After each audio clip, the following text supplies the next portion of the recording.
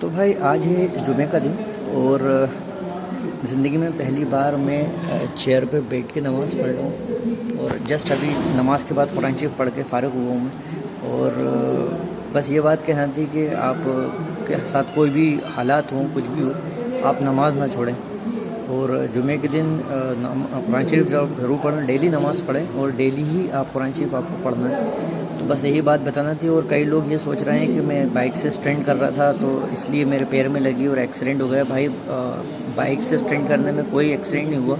ये एक्सीडेंट जो हुआ था वो मैं आपको बताता हूँ कैसे हुआ था। अभी मस्जिद में हूँ हाल फिलहाल, जुमे की नमाज़ हो चुकी है। बस ये कुरान शरीफ रख के और सूरज जुमा पढ़ के और मैं यहाँ से मस्जिद से जाऊँगा, फिर हम बाहर चल के बात करेंगे और आपको बताएंगे कि हुआ क्या था जो पैर में लगी। बस इतना बताना चाहूँगा कि तकलीफ़ बहुत ज़्यादा है पैरों में।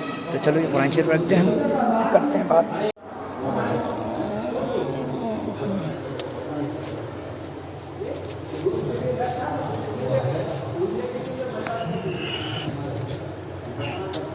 बात ये थी कि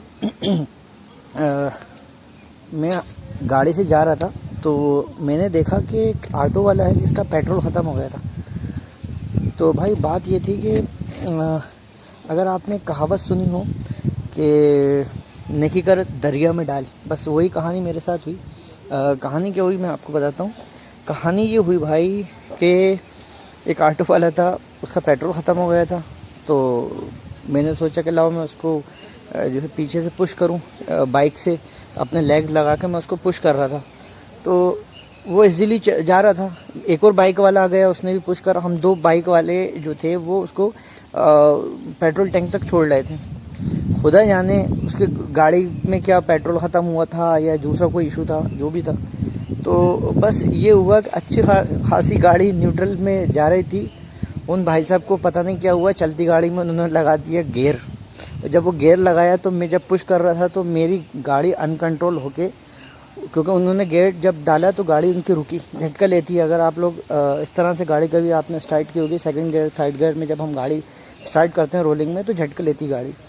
जब उन्होंने जैसे ही गियर डाला मेरा पैर जो है वो स्लिप हुआ और मैं उनके ऑटो में घुसा जाके पीछे से।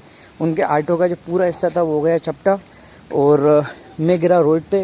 गनीमत रही कि मैं हेलमेट पहना हुआ था इसलिए मैं बच गया। और मेरे लगी कहाँ पर, मेरे लगी पैर में, घुटने में लग गई। अब मैं उठा, मेरे शूज़ वगैरह भी इधर उधर हो गए थे सब। मैं उठा बाइक, उसने बोला भी ऑटो वालों ने कि भैया मैं लेके चलता हूँ, आप मेरी वजह से परेशान हुई। मैंने खैर उसको डिनाई कर दी कि इट्स ओके। बट हुआ ये कि जब मैं घर आ गया तो मैंने देखा ब्लीडिंग हो रही थी, उसको कॉटन से साफ़ वगैरह करा। मैंने जो भी मतलब शुरुआती जो ट्रीटमेंट होता है वो ले लिया था। लेकिन इस बीच में कहानी यहाँ उलझी आके कि मेरे पैर में थोड़ी थोड़ी लगती रही तो वो तकलीफ़ें बढ़ती गई। वो ज़ख़म थोड़ा सा सही होता फिर उस पर लगती तो फिर वो हरा हो जाता ज़ख़म।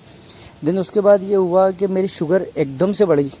मेरी डायबिटिक हूँ, आप लोगों को जैसे पता होगा। तो मेरी जब शुगर बढ़ी तो शुगर बढ़ने के बाद मेरी शुगर जो थी वो 381 तक पहुँच गई।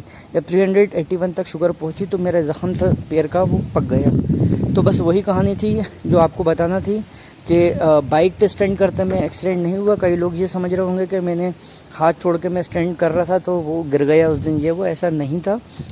और रही बात इसकी कि मैंने आपको बताया कि आपके साथ कोई भी कंडीशंस हैं, कुछ भी कंडीशन लग रहे हैं, आप बिल्कुल मर भी रहे हो तो मेरा आपसे ये कहना है कि आप नमाज़ ना छोड़ें। और फर्स्ट टाइम ऐसा हुआ था लाइफ में कि मैंने चेयर पे बैठ के नमाज़ पढ़ी। तो कुरान शरीफ भी मैंने वहीं बैठ के पढ़ा जैसे मैं पढ़ता हूँ कुरान शरीफ। तो हर ज़ोहर की नमाज़ के बाद या मगरिब की नमाज़ के बाद या सुबह फजर के बाद। तो बस ये छोटी सी बात थी। व्लॉग इसलिए मैं नहीं डाल पा रहा हूँ कि मेरी तबीयत सही नहीं थी। तो अभी थोड़ी तबीयत सही हो जाएगी तो फिर हम व्लॉग में आपसे फिर दोबारा मिलेंगे। और सेहतमंद रहें, खुश रहें और दुआ करें क्योंकि मेरे पैर में तकलीफ़ कुछ ज़्यादा है। मिलेंगे नेक्स्ट व्लॉग में, तब तक के लिए बाय बाय। खुदा हाफ़िज़। टाटा। अजीब सा लग रहा हूँ जैसे कोविड कह रहा हूँ लेकिन तबीयत सही नहीं है ना, बाय।